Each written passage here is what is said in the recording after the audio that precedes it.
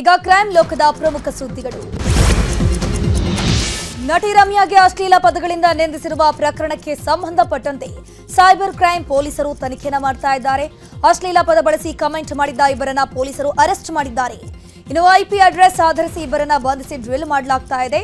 ಬಂಧಿತರು ಕೋಲಾರ ಹಾಗೂ ಚಿತ್ರದುರ್ಗ ಮೂಲದವರು ಅಂತ ತಿಳಿದು ಬರ್ತಿದೆ. ರಮ್ಯಾಗೆ ಅಶ್ಲೀಲ ಸಂದೇಶದ ದೂರಿನ ವಿಚಾರದ ಬಗ್ಗೆ ಮಾತನಾಡಿರುವಂತಹ ಪೊಲೀಸ್ ಕಮಿಷನರ್, ರಮ್ಯಾ ದೂರಿನ ಅನ್ವಯ ಸಿಸಿಬಿಯವರು ಹಲವರನ್ನ ಗುರುತಿಸಿದ್ದಾರೆ. ಕೆಲವರ ಸ್ಪಷ್ಟ ಮಾಹಿತಿ ಸಿಕ್ಕಿದೆ. ಇಬ್ಬರನ್ನ ಅರೆಸ್ಟ್ ಮಾಡಿದ್ದೇವೆ. ಇನ್ನೂ 11 ಜನರ ಮಾಹಿತಿ ಸಿಕ್ಕಿದೆ. ಸೋಷಿಯಲ್ ಮೀಡಿಯಾದಲ್ಲಿ ಅಪ್ಲೋಡ್ ಆಗಿದ್ದ ಕಾಮೆಂಟ್ಸ್ ವೆರಿಫೈ ಮಾಡ್ತಾ ಇದ್ದೀವಿ. ಬಂಧಿತರು ಯಾರ ಅಭಿಮಾನಿ ಅನ್ನೋದರ ಬಗ್ಗೆ ಗೊತ್ತಾಗ್ತಿಲ್ಲ.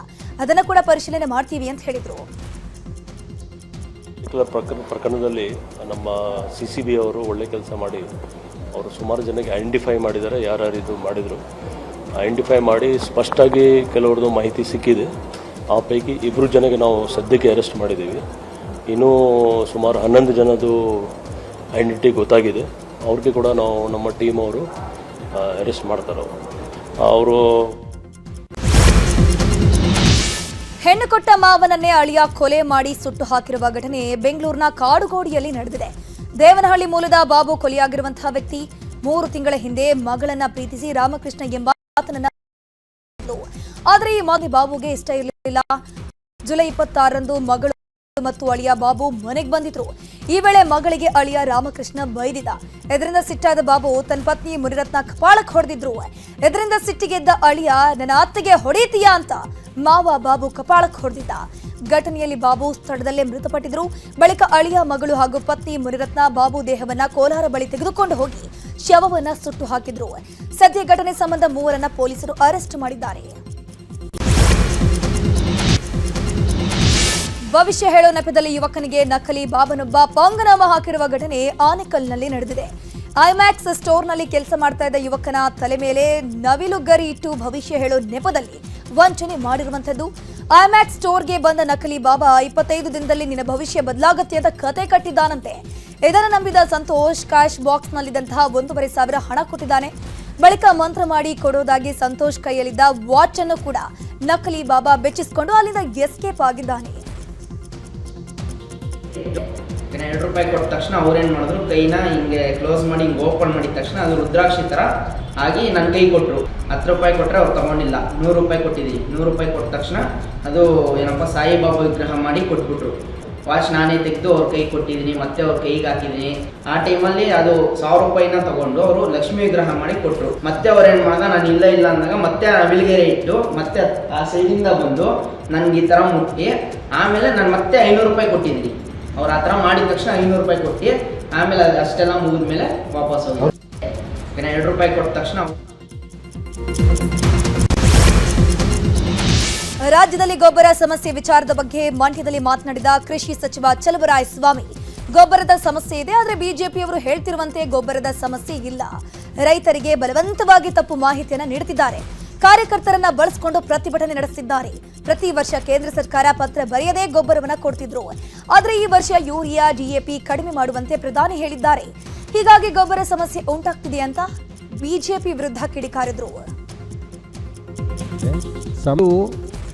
ಕೇಂದ್ರದಿಂದ ನಮಗೆ ಜುಲೈ ಎಂಡಿಗೆ ಬರಬೇಕಾದಂಥ ಯೂರಿಯಾ 1,25,000 ಮೆಟ್ರಿಕ್ ಟನ್ ಬಾಕಿ ಉಳಿದಿದೆ.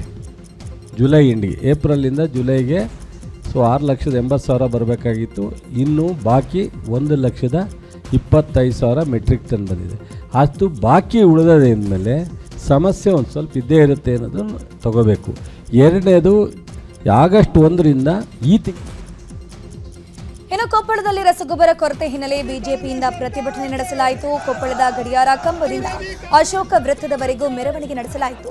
ರೈತರಿಗೆ ಸಕಾಲಕ್ಕೆ ಯೂರಿಯಾ ನೀಡಿದ ರಾಜ್ಯ ಸರ್ಕಾರದ ವಿರುದ್ಧ ರೈತರು ಆಕ್ರೋಶ ವ್ಯಕ್ತಪಡಿಸಿದ್ದಾರೆ. ಹೊರ ಜಿಲ್ಲೆಗೆ ಹೆಚ್ಚಿನ ದರಕ್ಕೆ ಗೊಬ್ಬರ ಮಾರಾಟ ಮಾಡುತ್ತಿದ್ದ ದಾವಣಗೆರೆಯ 8 ಸಗಟು ಮಾರಾಟಗಾರರ ಪರವಾನಗಿ ರದ್ದುಪಡಿಸಲಾಗಿದೆ. ಕೃಷಿ, ಕಂದಾಯ ಹಾಗೂ ಪೊಲೀಸ್ ಇಲಾಖೆ ಜಂಟಿ ಕಾರ್ಯಾಚರಣೆ ನಡೆಸಿತು.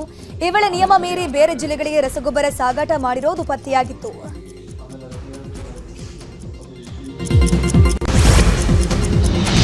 ಆಗಸ್ಟ್ 5ರಂದು ರಾಹುಲ್ ಗಾಂಧಿ ಪ್ರತಿಭಟನೆ ಹಿನ್ನೆಲೆಯಲ್ಲಿ ಫ್ರೀಡಂ ಪಾರ್ಕ್ನಲ್ಲಿ ಬಿಬಿಎಂಪಿಯಿಂದ ಸ್ವಚ್ಛತಾ ಕಾರ್ಯ ನಡೆಸಲಾಯಿತು.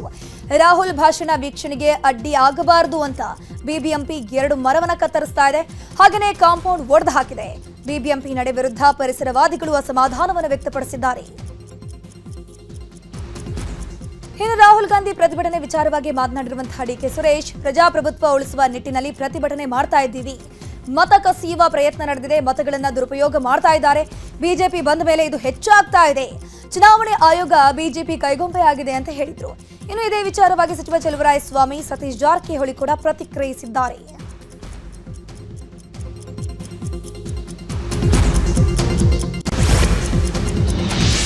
ಮಹದಾಯಿ ಯೋಜನೆ ಜಾರಿಗೆ ಆಗ್ರಹಿಸಿ ಹುಬ್ಬಳ್ಳಿಯಲ್ಲಿ ಪ್ರತಿಭಟನೆ ಮಾಡಲಾಗಿದೆ. ಇವತ್ತು ಕಳಸಾ ಬಂಡೂರಿ ರೈತ ಹೋರಾಟ ಸಮಿತಿ ನೇತೃತ್ವದಲ್ಲಿ ಧರಣಿ ನಡೆಸಲಾಯಿತು. ಕೇಂದ್ರ ಸಚಿವ ಪ್ರಹ್ಲಾದ್ ಜೋಶಿ ಕಚೇರಿ ಬಳಿ ಖಾಲಿ ಕೊಡ ಹಿಡಿದು ರೈತರು ಪ್ರತಿಭಟನೆ ನಡೆಸಿದರು. ಕೂಡಲೇ ಯೋಜನೆಗೆ ಅನುಮತಿ ದೊರಕಿಸಿಕೊಡುವಂತೆ ಆಗ್ರಹಿಸಿದರು. ಮಹದಾಯಿ ವಿಚಾರದಲ್ಲಿ ಬಿಜೆಪಿಗರಿಗೆ ನಾಚಿಕೆ ಆಗಬೇಕು ಅಂತ ವಿಧಾನ ಪರಿಷತ್ ಮುಖ್ಯ ಸಚೇತಕ ಸಲೀಂ ಅಹಮದ್ ಹೇಳಿದ್ದಾರೆ. ಹುಬ್ಬಳ್ಳಿಯಲ್ಲಿ ಮಾತನಾಡಿರುವಂತಹ ಅವರು, ಮಹದಾಯಿಗೆ ಬಿಜೆಪಿಯವರು ಕೊಡುಗೆ ಏನು ಕೂಡ ಕೊಟ್ಟಿಲ್ಲ. ಕೇಂದ್ರದಲ್ಲಿ ಅಧಿಕಾರಕ್ಕೆ ಬಂದು 12 ವರ್ಷ ಆಯಿತು. ರಾಜ್ಯಕ್ಕೆ ಅನ್ಯಾಯ ಆದ್ರೂ ಯಾಕೆ ಸುಮ್ಮನೆ ಕೂತಿದ್ದಾರೆ? ಅಸೆಂಬ್ಲಿಯಲ್ಲಿ ಗೋವಾ ಮುಖ್ಯಮಂತ್ರಿ ಹೇಳಿಕೆ ನೀಡಿದ್ರು, ಅದು ವೈಯಕ್ತಿಕ ಹೇಳಿಕೆನಾ? ಬಿಜೆಪಿಯವರು ಮಹದಾಯಿಯನ್ನೇ ಮರೆತು ಬಿಟ್ಟಿದ್ದಾರೆ ಅಂತ ವಾಗ್ದಾಳಿ ನಡೆಸಿದ್ರು. ಬೆಳಗಾವಿಯಲ್ಲಿ ವಿಷ ನೀರು ಸೇವಿಸಿ 11 ಮಕ್ಕಳು ಅಸ್ವಸ್ಥಗೊಂಡಿದ್ದ ಪ್ರಕರಣಕ್ಕೆ ಟ್ವಿಸ್ಟ್ ಸಿಕ್ಕಿದೆ. ಸವದತ್ತಿ ತಾಲೂಕಿನ ಹೂಲಿಕಟ್ಟಿ ಗ್ರಾಮದಲ್ಲಿ ಕೆಲ ದಿನಗಳ ಹಿಂದೆ ಘಟನೆ ನಡೆದಿತ್ತು. ಮುಸ್ಲಿಂ ಸಮುದಾಯದ ಮುಖ್ಯ ಶಿಕ್ಷಕನನ್ನ ಶಾಲೆಯಿಂದ ಓಡಿಸೋಕೆ ಕಿಡಿಗೇಡಿಗಳು ಕೃತ್ಯ ನಡೆಸಿರೋದು ಬೆಳಕಿಗೆ ಬಂದಿದೆ. ಇನ್ನು ಪ್ರಕರಣ ಸಂಬಂಧ 3 ಯುವಕರನ್ನ ಪೊಲೀಸರು ಅರೆಸ್ಟ್ ಮಾಡಿದ್ದಾರೆ. ಈ ಬಗ್ಗೆ ಎಸ್ಪಿ ಭೀಮಾಶಂಕರ್ ಗುಳೇದ್ ಮಾಹಿತಿಯನ್ನು ಕೊಟ್ಟಿದ್ದಾರೆ.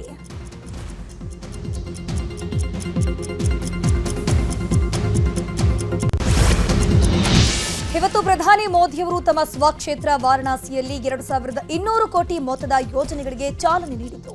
ಇದೇ ವೇಳೆ ಪ್ರಧಾನಮಂತ್ರಿ ಕಿಸಾನ್ ಸನ್ಮಾನ್ ನಿಧಿಯ 20ನೇ ಕಂತಿನ ಹಣವನ್ನ ಜಮೆ ಮಾಡಿದ್ರು.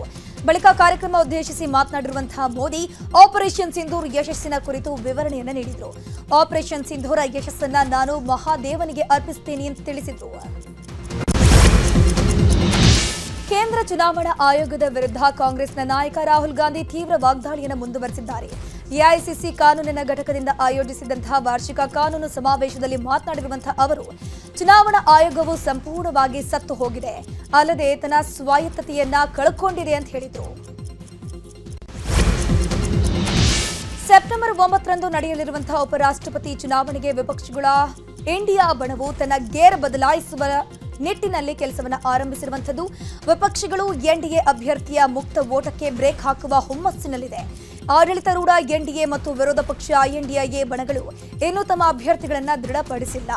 2 ಬಣಗಳಿಂದ ಮುಂಬರುವ ದಿನಗಳಲ್ಲಿ ಪ್ರಕಟಣೆಗಳು ಬರುವಂತಹ ನಿರೀಕ್ಷೆ ಇದೆ. ನಾಮಪತ್ರ ಸಲ್ಲಿಸೋಕೆ ಆಗಸ್ಟ್ 21 ಮತ್ತು ಹಿಂಪಡೆಯೋಕೆ ಆಗಸ್ಟ್ 25 ಕೊನೆಯ ದಿನಾಂಕವಾಗಿದೆ. ಹಿಮಾಚಲ ಪ್ರದೇಶದ ಪ್ರಾಕೃತಿಕ ಅಸಮತೋಲನದ ಬಗ್ಗೆ ಸುಪ್ರೀಂ ಕೋರ್ಟ್ ಕಳವಳ ವ್ಯಕ್ತಪಡಿಸ್ತಾ ಇದೆ.